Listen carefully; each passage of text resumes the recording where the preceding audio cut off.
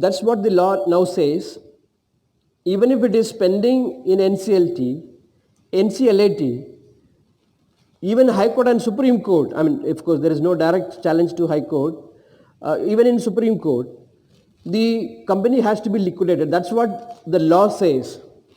This amendment was brought because we found that there were a number of litigation because the law is new, the processes are new, the stakeholders are also suddenly exposed to a newer dispensation. So there was a tendency of people going and challenging each and every process. Every stage was under challenge. In fact, I don't know if you have followed this law. There was a case, Swiss Ribbons case, in which all the sections, almost all the sections of the code were challenged. Of course, it was challenged in different parts of the country, in different high courts. Finally, the Ministry of Corporate Affairs moved an application, a petition to transfer all cases to Supreme Court. There were 148 writ petitions filed across the country, and all the writ petitions were brought to the Supreme Court, and Supreme Court upheld the constitutionality of the law. And this was the situation because the promoters are rich, moneyed, their company may be poor, but I don't think any director is poor. You know better than me, right? So they have big resources. They can hire the big brains, big lawyers in this country, and they can articulate in a most convincing manner.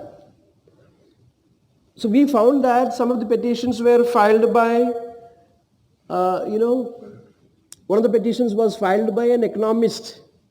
He claimed to be an economist from Bihar. He was teaching in a college, economic professor. So when we inquired about him, we found that he was not even a professor who was drawing UGC scale salary, right? He was in a small-time private college. And he filed a case against some of the provisions, challenging some of the provisions. We found an agriculturist from Maharashtra. We tried to find out who is this gentleman. We found that he was living in a rented house in some village, and then nobody knew where he was. Then we had an operational creditor from Tirunelveli. Again, we tried to find out. He had some business, some utensils business, and then he closed down and he's doing nothing. And he had no access to a big lawyer in Delhi. So we found that there was a kind of planted petitioners. They're all planted by big people. Of course, we also know that we are not dealing with small fries. We are taking actually the big people by their horns. And they finance, and big lawyers appeared for them. The kind of challenges that they brought, the kind of arguments that they put forward. In fact, we were also worried at some point of time. So I am saying these kind of challenges are there. And then the CIRP, the Corporate Insolvency Resolution process, is marred in this kind of litigation, and finally you will have nothing but some scrap to be sold off. So that's the reason law mandates that after 300 days you can't continue. Please liquidate the company, and at least the creditors will get what is left out. So that is the purpose. Let's see, this is yet to be tested. This amendment was brought in only in August this year, 16th. Let's see how this is going to be panned out, right? There may be challenges, and we are waiting and watching.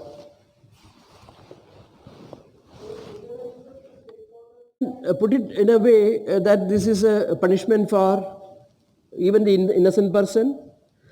But that's why I quoted the example of the ICU, right? How long can you retain the patient in pain under the control of instruments? Look at I'm not talking about the financial implications alone. Look at the pain and suffering that the patient is undergoing. Look at their relatives, their friends. And is it worth?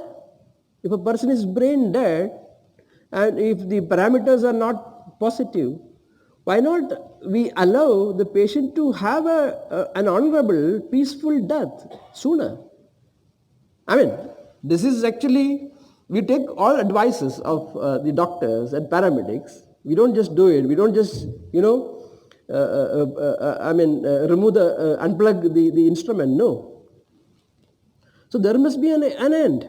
You have an insolvency professional who is going to help you in resolution. You have the adjudicating authority.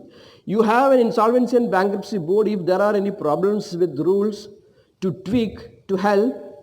You have various other options like the National Company Law Appellate Tribunal. Then you can go to Supreme Court. And there are timelines for everything. And if it is not happening, please allow the patient to die. That is the objective behind this. You wanted to ask some question?